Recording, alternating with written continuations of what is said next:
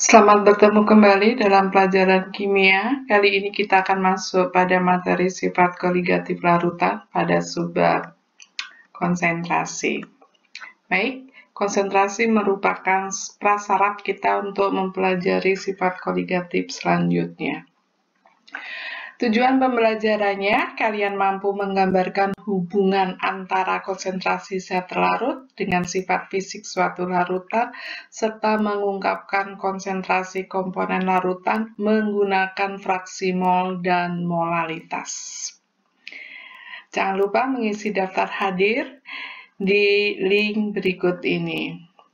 Oke, sumber belajar yang kita pakai adalah kalian bisa melihat di Indah Krisanti Blogspot, bagian sifat larutan koligatif yang pertama, atau menggunakan buku digital kalian yang di HP, Praktik Belajar Kimia karangan Imam Rahayu, halaman 2-4, bisa juga menggunakan buku-buku yang relevan. Baik, kita mulai. Dalam kehidupan sehari-hari, kalian pasti pernah membuat larutan sirup. Ya, campuran air dengan sirup. Kita membuat larutan sirup atau larutan gula. Di mana rasa manis yang kalian buat pasti berbeda-beda. Nah, perbedaan rasa manis itu ditentukan oleh kadar gula yang ada di dalam larutan sirup.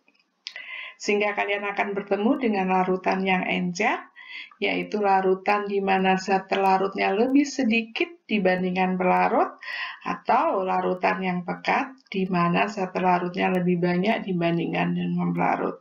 Nah, ukuran kepekatan larutan ini ditentukan oleh banyaknya zat larut dalam larutan, yang di dalam ilmu kimia kita kenal dengan sebutan konsentrasi. Jadi konsentrasi dapat dikatakan sebagai jumlah zat terlarut dalam setiap larutan atau jumlah zat terlarut dalam pelarut. Ya, di kelas 10 kalian sudah mengenal beberapa macam konsentrasi, di antaranya yaitu persen massa atau persen volume. Banyaknya zat dalam campuran dikalikan 100%. Dalam kalimat matematikanya bisa kalian tulis seperti berikut. Persen massa itu gram terlarut per gram larutan dikali 100%.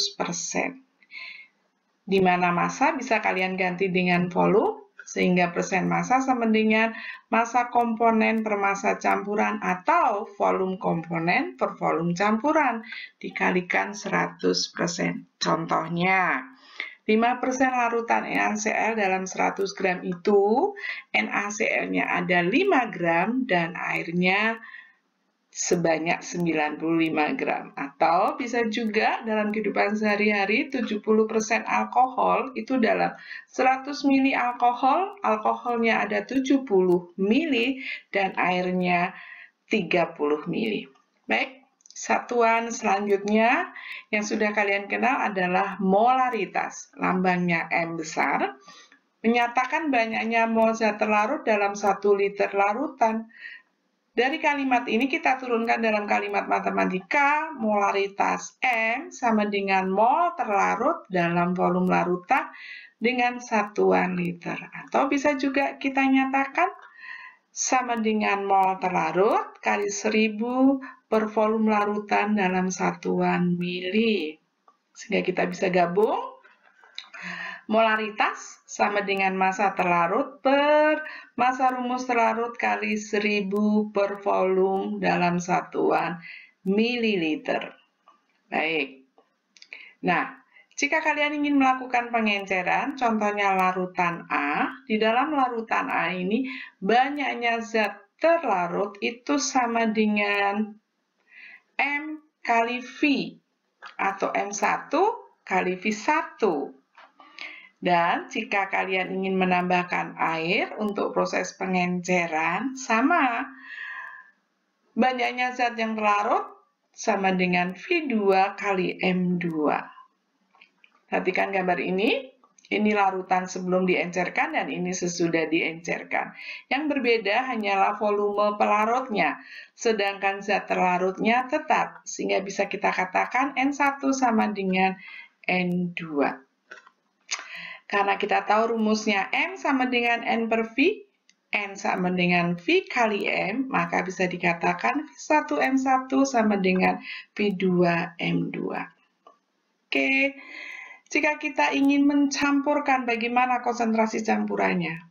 Kita lihat, larutan A ditambah larutan B menjadi larutan C. Zat terlarut A ditambah zat terlarut B sama dengan zat terlarut C. Oke, sehingga NC sama dengan Na plus NB. Kita tahu mol sama dengan V1M1 ditambah V2M2 sama dengan V3M3. Maka MC-nya sama dengan Na ditambah NB per VA ditambah VB, di mana VA ditambah VB volume 1 dan volume 2 sama dengan volume 3. VA tambah VB sama dengan VC. Satuan selanjutnya adalah molalitas, yang menyatakan jumlah mol zat terlarut dalam 1 kg per larut. Lambangnya adalah M kecil. Ya, dengan mol terlarut per kilogram per larut. Atau bisa juga kita nyatakan mol terlarut kali 1000 per gram per larut, sehingga kita bisa gabungkan M sama dengan massa terlarut per MRT kali 1000 per massa pelarut dalam satuan gram. Kita ambil contoh. 1. HCl, larutan HCl 20 molal, Rho-nya 1,033 gram. Berapa molaritasnya? Hubungan antara molal dan molar. Kita cari. Ya. 2M artinya 2 mol per 1000 gram pelarut. Ya. Maka massa mol HCl kita bisa cari sebanyak 73 terlarut. Ya. Massa pelarutnya 1000. Sehingga massa larutannya 1073. Kita masukkan. Kita tahu bahwa Rho sama dengan M per V, maka kita bisa cari volume larutan sebesar 1039. Maka molar sama dengan N per V. Kita masukkan dalam rumus, 2 mol per 1,039 liter, sebesar 192 molar. Hubungan antara molal dan molar. Kita dapat simpulkan seperti berikut.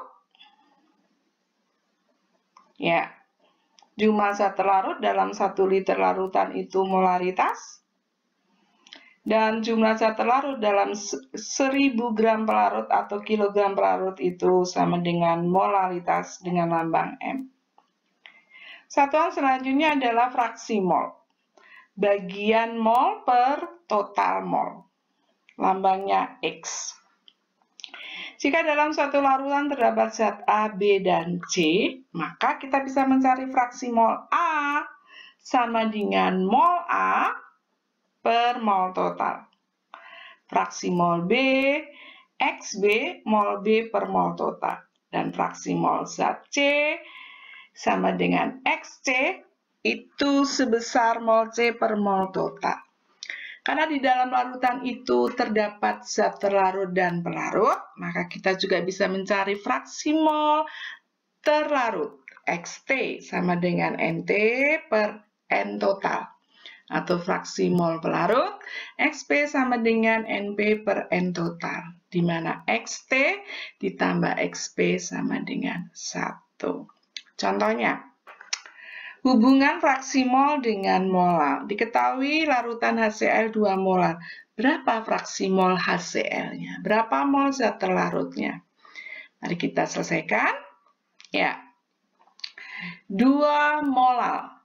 2 mol per 1000 gram pelarut. Ya. Molnya ada 2. Molnya pelarut sama dengan 1000 per 18. 55,5 mol, maka X terlarutnya sama dengan 2/55,5 ditambah 2. Untuk X pelarutnya, tinggal 1 dikurangi 0,0348. Ya, kita lanjutkan. Latihan soal pertama. Hubungan antara persen dan molal. Jika dikatakan 24 massa cuka, berapa molalnya? Kita misalkan masanya 100 gram, maka massa terlarutnya 24, massa pelarutnya 76 gram. Kita masukkan dalam rumus. Kita akan mendapatkan 24 kali 1000 per 60 kali 76. Atau kita bisa juga pakai rumus ini. Persen per mm kali 1100 min persen. Persennya berapa? 24. Ya, ketemu 5,26 molal. Hubungan molal dan persen. Selanjutnya, hubungan kadar dengan molal. 1 molal, 1 mol per 1000 gram. Ya, 1 molal, 1 mol per 1000 gram, jadi 1 molnya sama dengan 180 gram. Oke, maka massa larutannya 1000 ditambah 180.